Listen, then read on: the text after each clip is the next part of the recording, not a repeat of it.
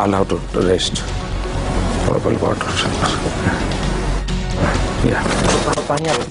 दोस्ती बनी रहे, अपनी दोस्ती बनी रहे. Still unwilling to talk about his role during the post-Godhra riots, Gujarat Chief Minister Narendra Modi abruptly ends an interview with CNN IBN's Karan Thapar on Devil's Advocate when asked if he regretted.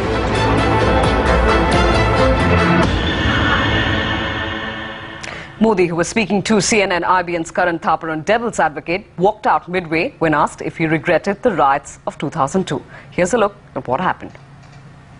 Mr. Modi, let's start by talking about you. In the 6 years that you've been Chief Minister of Gujarat, the Rajiv Gandhi Foundation has declared Gujarat to be the best administered state. India Today, on 2 separate occasions, has declared that you are the most efficient Chief Minister. And yet, despite that, people still call you to your face a mass murderer, and they accuse you of being prejudiced against Muslims. Do you have an image problem? I think it's not proper to say that people. There are 2 or 3 persons, those who used to talk in this terminology. And I always say, God bless them. You're saying this is a conspiracy of 2-3 people only? I have not said so. But you're saying it's only 2-3 people.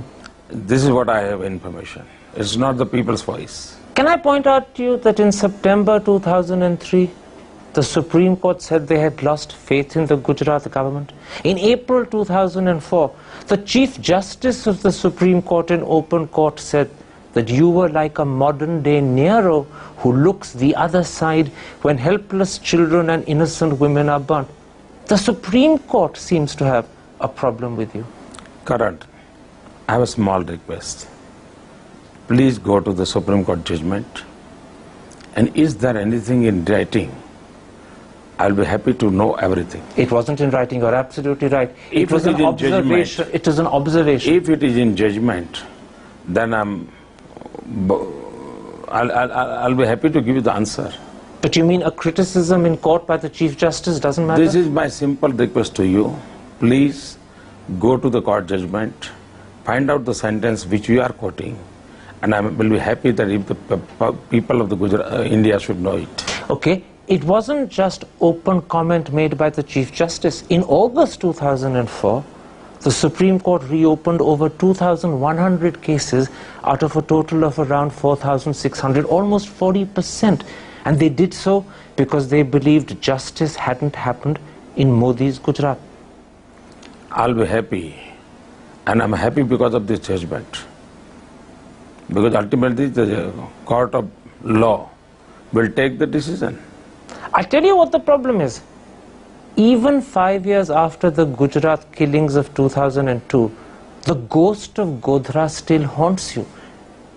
Why have you not done more to allay that ghost? This I gave it to the media persons like Karan Thapar. Let them do and let them enjoy. Can I suggest something to you? I have no problem.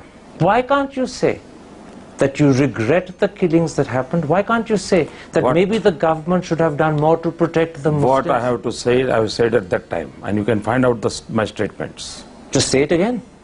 Not necessarily I have to talk about the in 2007, everything, what you want to talk. But by not saying it again, by not letting people hear the message repeatedly, you're allowing an image that is contrary to the interest of Gujarat to continue. It's in your hands to change it. I'll have to rest. Water. Yeah. दोस्ती बनी रहे, अपनी दोस्ती बनी रहे. I'll be happy. You came here. I'm happy. I'm thankful to you. I can't help it.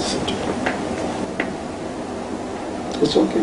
Your things are आपके ideas हैं. आप बोलते रहिए, करते रहिए. 3-4 questions I will let you enjoy. So I can't. But Modi sahab. Please. Modi sahab. देखो मैं दोस्ताना संबंध बनाना चाहता हूँ. आप उसको कोशिश कीजिए. मुझे एक चीज समझाएं sir. I'm not talking about doing anything wrong. I'm saying why can't you correct the image? देखिए आपने this is not the time. उसके लिए आपने 2002 में मुझे मिले होते, 2003 में मिले होते, मैं सब करूँगा. Okay, then one second.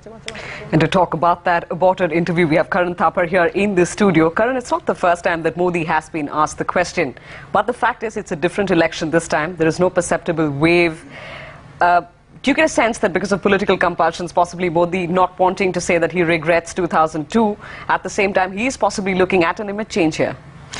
I actually don't know why Mr. Modi stopped the interview. I wasn't at all rude. There was no aggression in my voice.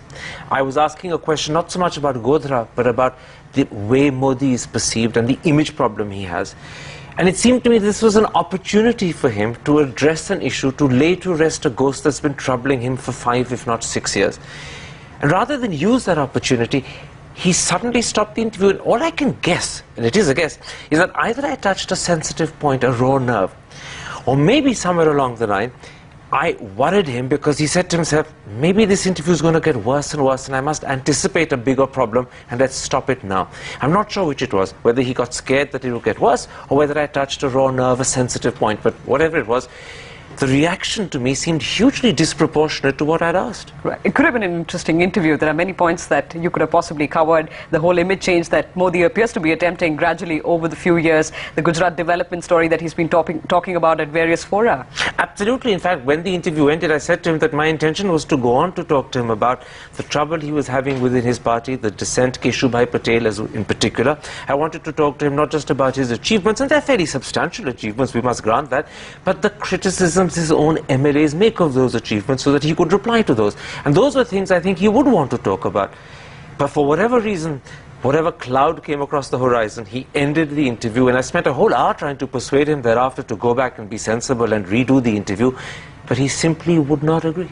Well, it could have been an interesting interview. Karan Thapar, thanks very much for sharing that with us. That's Karan, of course, talking about that aborted interview on Devil's Advocate with Narendra Modi.